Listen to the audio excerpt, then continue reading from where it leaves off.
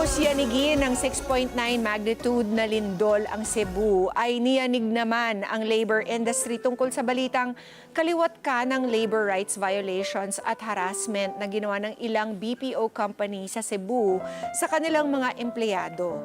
Tulad na lang po ng pagpilit sa mga BPO employee na pumasok sila sa trabaho kahit hindi pa sila nakaka-recover sa epekto ng lindol na umabot pa sa pananakot, na masuspend o matanggal sa trabaho kung hindi magba-back to work. Kaya ang tanong, tama bang pilitin magtrabaho ang empleyadong na biktima na matinding sakuna? Yan po ang ating alamin kasama ang ating bisitang attorney na si Attorney Mon Conducto sa Legally Yours. Welcome back, Attorney Mon! Thank you very much, Miss Pia. Good morning, mga kada. Thank you for inviting me again. To answer your question, no, hindi lang to sa BPO industry, sa lahat ng mga employers, hindi po pwedeng pilitin ng employers ang mga employees nila na pumasok sa opisina kung mapanganib ito sa kanilang buhay. Meron na po tayong batas na nagpapatibay dyan. We have Republic Act 11058 or the Occupational Safety and Health Standards Law or OSH Law. Meron na din pong implementing rules dyan. Ang ating pong principle is safety first. Okay. Yan po ang ating principle sa ating employment, safety first. May obligation po lahat ng employers na siguraduhin na safe ang workplace bago papasukin lahat ng empleyado. At kung may panganib, sakuna, delubyo, hindi po pwedeng pilitin ang pagpasok ng mga employees. Okay, so Attorney Mon, kung hindi po natin sila pwedeng forced to go to work during a natural calamity Yes. po ba ito? Are they also safe from the backlash Yes. after? Like, will they still get paid? Yes. Can they still keep their jobs Okay. even if they refuse to work? Okay. Magandang tanong. Under the OSH law, meron madaming karapatan ang mga empleyado. We have the right to refuse unsafe work. Okay. Ibig sabihin nun, may karapatan lahat ng empleyado na umayaw na pumasok sa trabaho pag mapanganib ang mga sitwasyon sa workplace at hindi pwedeng mabash, gantihan, balikan ng retribution, gantihan ng employer yung pag-ayaw ng employees na pumasok dahil mapanganib nga naman. Again, ang overriding principle natin dito ay safety first muna. Yes. What kind of calamities are we talking about here? Definitely, yung mga reklamo po ng mga Cebu BPO employees na parang fino-force sila to go back to work. Right after Yes. the earthquake is definitely a violation. Tapos, they also allege that exits were blocked so they couldn't leave the building. Ang sinasabi po nung isang grupo ng mga BPO employees is that meron naman daw guarantee yung building engineer that the building is safe until a certain magnitude ng lindol. 6.9 lamang daw yung nangyari while the building is safe for until 8 or 9. Can they use that as a defense? Or as an excuse? As an excuse, oo. Pag binasa natin ang batas ng Oslo, mas nangingibabaw yung karapatan ng isang empleyado na wag pumasok pag sa tingin niya at sa normal na estimation niya, mapapanganib yung kanyang buhay o yung kanyang pagpasok at ito ay yung buhay niya ay malalagay sa danger. So, hindi case-to-case basis ito. Correct. Pwedeng tama nga na ang building ng isang employer ay pwedeng mag-withstand ng certain magnitude ng earthquake. Pero ang makakapagsabi lang talaga with authority na pwedeng pumasok or dapat kailangan mag-suspend muna ng work ay ang ating mga otoridad at nangunguna na dyan ang Department of Labor and Employment. Okay. So, to be determined by Yes. DOLE yung ganong klaseng Oo. claims. May kapangyarihan ng DOLE na mag-issue ng work stoppage order kung merong tinatawag na imminent danger sa workplace because malalagay sa panganib ang buhay ng mga empleyado. Attorney, so ibig sabihin, kasi sabi nila, especially in Cebu, it might take 5 to 6 months po ang rehabilitation at saka siguro for ang inspection to ascertain na merong structural integrity pa yung kanilang mga buildings. Does this mean that for this period of time, these employees can expect to be paid while it's happening? Okay.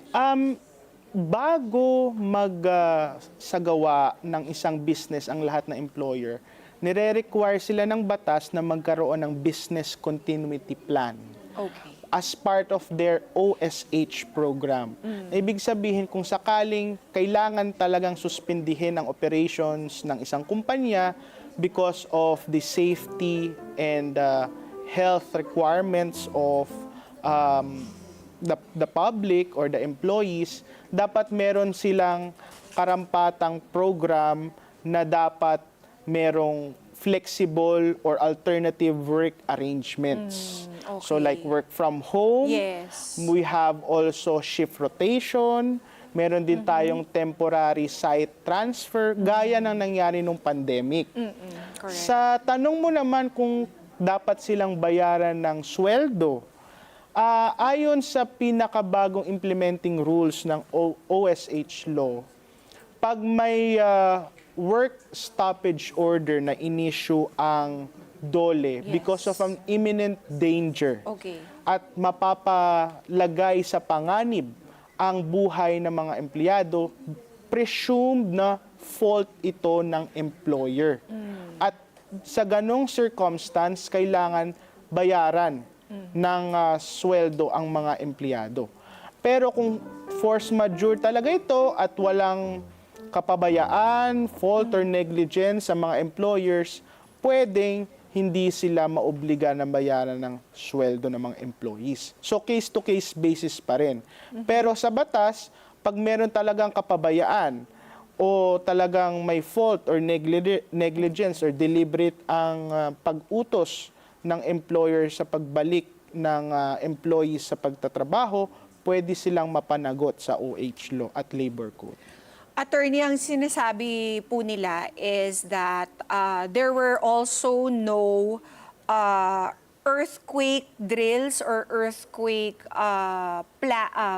safety protocols na ginawa ang ilan sa mga kumpanyang binabanggit ng mga complainants.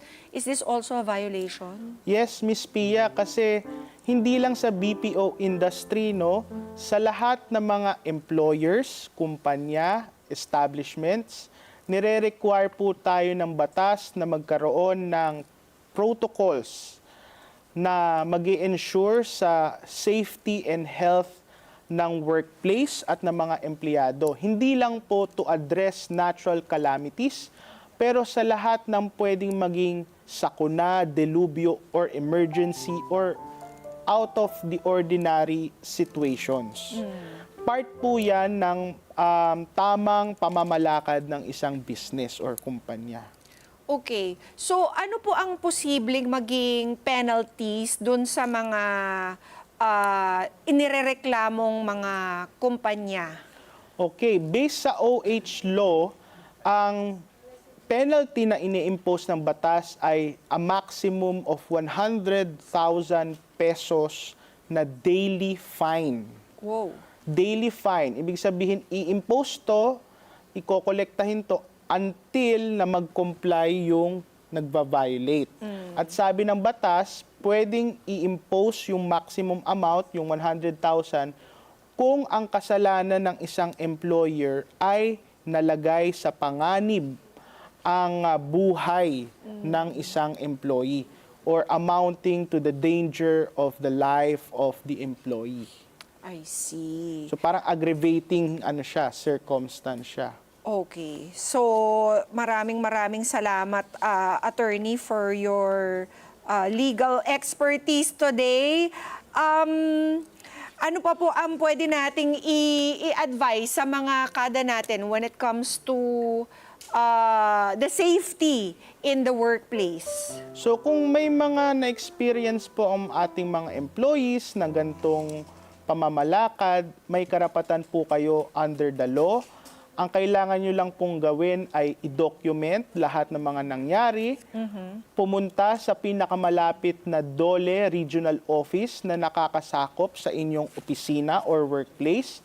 Pwede din kayong pumunta sa opisina ng DOLE Central Office na tinatawag na Bureau of Working Conditions, or pwedeng kayong kumonsulta or sumangguni sa isang abogado katulad ng aming opisina para malaman nyo yung mga legal steps or hakbang na legal na kailangan para maprotektahan ang inyong karapatan sa batas. Tama. Maraming salamat, Attorney Mon, sa pagpapaliwanag tungkol sa mainit na usaping yan. At Thank you. para po sa mga kada nating nangangailangan ng legal consultations, please remind them again how to get in touch with you. Okay, pwede nyo po kaming makausap, makontak, ma-reach sa aming Facebook page, Conducto Law Office, or ang Instagram namin na Conducto Law, or kung gusto nyo po, pwede din kayo pumunta sa aming office sa 2nd floor, Madrid Building, 88 ML Quezon Street, Antipolo City.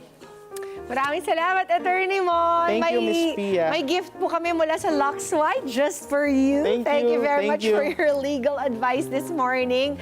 At mga kada, ang pagpupumilit po sa mga tao na bumalik sa trabaho matapos ang isang matinding pinagdaanan na pwedeng magdulot ng matinding trauma ay malinaw na paglabag po sa kanilang karapatan. Hindi lang po bilang manggagawa, kundi bilang tao. Tandaan, ang tagumpay ng negosyo ay nakasalalay kung gaano ka produktibo ang mga empleyado nito. Kung ang empleyado ay wala sa focus at stressed at hindi rin po siya makakatulong sa negosyo. Let's get together. Sunday 25. Sunday 25.